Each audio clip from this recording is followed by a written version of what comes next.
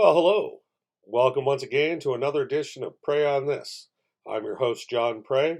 Hit that like button, subscribe, and turn on notifications because now that Bill C-11 is here, if you hurt our cockwomble Prime Minister Justin Trudeau's feelings, you won't be on the internet anymore. Or at least that's what he thinks. So I didn't write a script today. I just thought I would sit here and talk about some of the observations I've made since last Thursday. I know I released a video that posted this morning that I did yesterday about some things that went on the weekend, but as I always say, I try to avoid politics on the weekend. Yes, I am back to work, working from home today in the home office. Already had a couple of Zoom meetings and phone calls today, but thought I'd take some time out and talk about a few things that are just insane in the world. What is it with Jagmeet Singh? What is it with those who support him? Jagmeet Singh has an obsession with grocery store owners. He's on and on and on about Galen Wesson. The latest controversy is that the Loblaws Corporation, meeting their board of directors, with the approval of their shareholders, who are the company owners, have decided to give Galen Wesson a raise. Now, yeah, it's a raise over $1 million, but that man has made their brand bigger.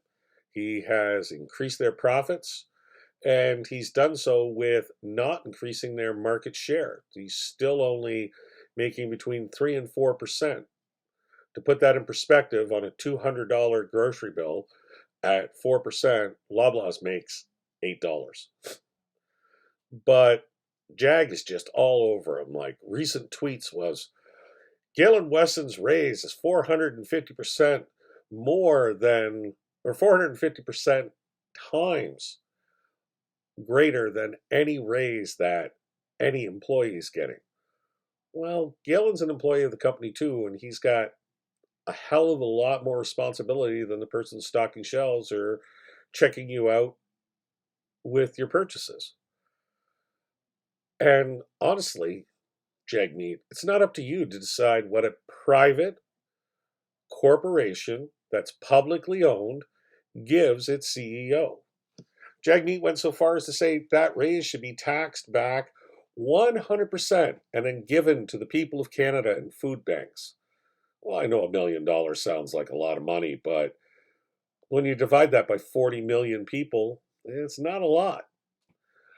And, you know, he's going on about billionaires this and billionaires that. Well, the truth of the matter is someone like Galen Wesson pays more taxes in a year than the average common man pays in a lifetime.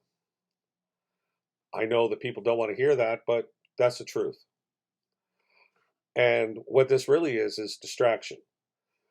For 4 years, not two, 4 years, Jagmeet Singh has propped up the Trudeau Liberal government. He's propped up all of their spending, all of their attacks on our charter rights and freedoms, all of the increases that they have caused to the Canadian cost of living. Because when you raise taxes, when you spend money out of thin air, when you just create money from nothing, that drives inflation. People don't want to hear this, especially Jagmeet supporters. But Ronald Reagan was right. Inflation is not the cause of we, the people, living too high on the hog. That includes the CEOs of grocery stores. Inflation is when government lives too high on the hog. Since Justin Trudeau took office, and since Jagmeet Singh started really supporting them, they've increased the cost of consultants by 200%. They have increased the size of our civil service by 28%. But our services are not 28% better. As a matter of fact, I would say they're 50% worse. The ministers come out and they say, oh, well, we're making things more affordable for Canadians. Really? I bought a home in 2014 in a small village in Brant County. I paid $255,000 for it. When I separated and when everything was finalized in my divorce, that house sold in 2018, 4 years later, 3 years after Justin Trudeau took power, for $475,000. That house sold again just recently in February, and it sold for $1.1 million. How can you justify a 5 times increase in the price of a property in, my word, 9 years? Never in before in the history of man have we seen that type of hyperinflation. To say that this is not government's fault, it's ridiculous. But Jagmeet, he's trying to convince us all that it's not the government, it's not the policies he supports. It's not that carbon tax. It's not the increase in your payroll taxes. No, it's not those new taxes on the 1%. Well, first it was the 1%. Now it's about the top 10% of Canadians that are paying increased income tax.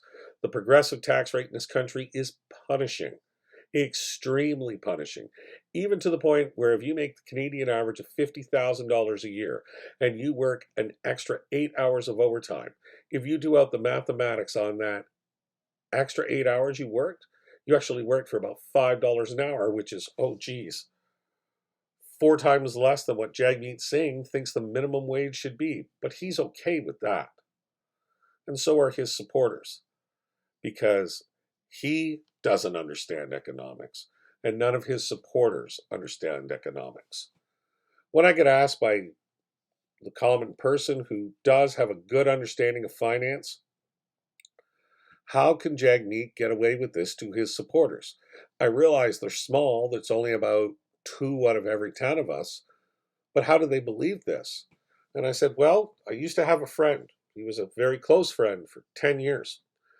He's a Jagmeet supporter, and his business used to be being a driver and security for people like Galen Wesson. At one point in time, he was the driver and personal protection officer for the CEO of the TD Bank of Canada. His final client was a major developer in the city of Toronto. And he'll tell you outright, well, I drove this person for 10 years. I know how the banking industry works. Or I drove this woman for 7 years. I know how the real estate industry works. To which I say, you drove their car. You don't know how the business works. You don't know what they do for a living. You wouldn't have the faintest clue, but he thinks he does. That's why NDP supporters think that Jagmeet Singh's telling them the truth and that Galen Wesson is responsible, when who's really responsible is Jagmeet Singh. Jagmeet Singh demanding a dental care program, which is not a dental care program, which this year is going to cost $13 billion to help about 1 million Canadians. I know that sounds like a lot, but $13 billion to help 1/40th of our population? That's not good value for money. And then you got the Trudeau voters who they're no longer liberals, whether people want to hear it or not. I know liberals, real liberals, Dan McTeague, Stephen LeDrew, Alan Rock, the gentleman who used to be my MPP, who was the Speaker of the House for many years, sorry, his name escapes me for the moment. But I know true liberals. And what this bastardization of what the Trudeau Liberal Party is. Well, this isn't the Liberal Party of Canada. This isn't what Dave Levac, that's the gentleman's name, or Dan McTeague, or Alan Rock. That's not the party they served when they were MPs or MPPs. That's not the party that Stephen LeDrew was the president of. No, this is a much different animal. This is a cult personality built around Justin Trudeau, and it is So far left that at times Jagmeet Singh seems to make more sense when it comes to economics than Justin Trudeau. And we've already established Jagmeet Singh doesn't understand economics. There is no longer what I would call any reason going on in our government. It's whatever the latest liberal woke buzz BuzzFeed is. It's trans rights or human rights. It's taking a knee at an unmarked grave. But let's not investigate what those unmarked graves are. It could just be that this was a graveyard that at one point in time the graves were marked, and over time those markers that were made of wood have rotten away. No, it's a nefarious thing. Let's create a holiday called Truth and Reconciliation Day, but let's not make it a national holiday. Let's just make it for government employees. Let's tell everybody we have your back, but at the same time, every one of our policies hurts you and your family. When they raise the CPP, that hurts you and your employer, because your employer pays more money, which means he has less money to pay you. It hurts you because your paycheck gets smaller. Let's raise the EI. Again, it hurts your employer because your employer has less money to pay you, and you have to lose more money off your paycheck. Let's bring in the carbon tax, which he says, we're just taxing polluters. But when you really look at it, the polluters he's taxing is you. He says that it's wrong for you to heat your home with natural gas. He says it's wrong for you to use home heating oil if that's the only source. He taxes you on your gasoline or diesel fuel. He taxes the companies which bring you the goods that you need to buy. Yeah, that's your clothing, your tools, and your food. So when he raises the carbon tax for his green goals, he's raising it on everybody. Simultaneously, he's trying to kill all of our traditional energy sources in the economic sector. If Justin Trudeau had his way, he would shut down the oil sands tomorrow, stop all use of natural gas. He would allow mining for critical minerals for electric vehicles, but I don't know how good that would be, considering that we couldn't use any of the base load energy sources to create electricity, that being natural gas or nuclear, because he's against those. He wants wind, solar, and hydroelectric. That's it. In Justin Trudeau's world, we can go back to pre 1895 and we can all live the life we have. Well, I'm sorry, boys and girls, we can't. Before 1895, the majority of the world's population, including in the Western world, lived on less than $2 a day. That's below what the UN says is absolute poverty. We're a cold climate. We can't live on less than $2 a day. It costs more than that to heat your house. And we have a modern economy. We can't use renewables to run it, as much as he wants you to believe you can. So if you take Trudeau, he's trying to tell you that, inflation is caused by climate change and disruptions in the supply chains and the war in Russia and Ukraine. Jagmeet Singh, he wants to blame the grocery store CEOs and the CEO of Suncor and the CEO of Hudson's Bay and all the transportation companies. It's their fault. I'll tell you whose fault it really is. It's Justin Trudeau and Jagmeet Singh's. Justin Trudeau is the 23rd Prime Minister of this country, and he has spent more money and borrowed more money, added more money to the national debt than the 22 Prime Ministers who came before him, including Robert Borden and William Lloyd Mackenzie King. For those of you who don't know who those men are, they were our prime ministers that fought the First and Second World Wars. And yet Trudeau's borrowed more money than them. He's borrowed more money than his father. That is the reason for inflation. That is the reason for your debt. That is the reason why life is so unaffordable in this country. So don't allow a leftist woke politician with an agenda that does not have your best interest in mind to fool you that they're working for you, because they're not. They're working for themselves and their own special interests.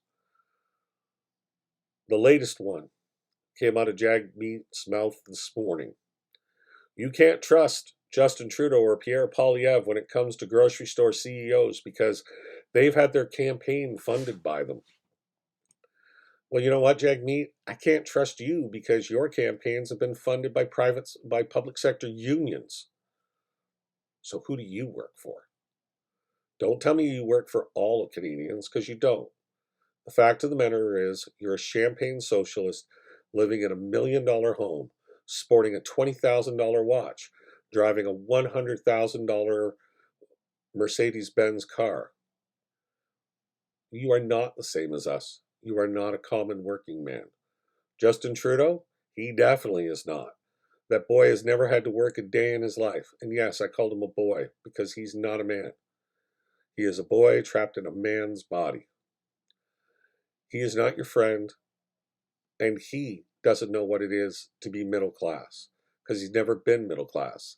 He is the son of a millionaire who inherited his millionaire father's money, and he is still a millionaire to this day.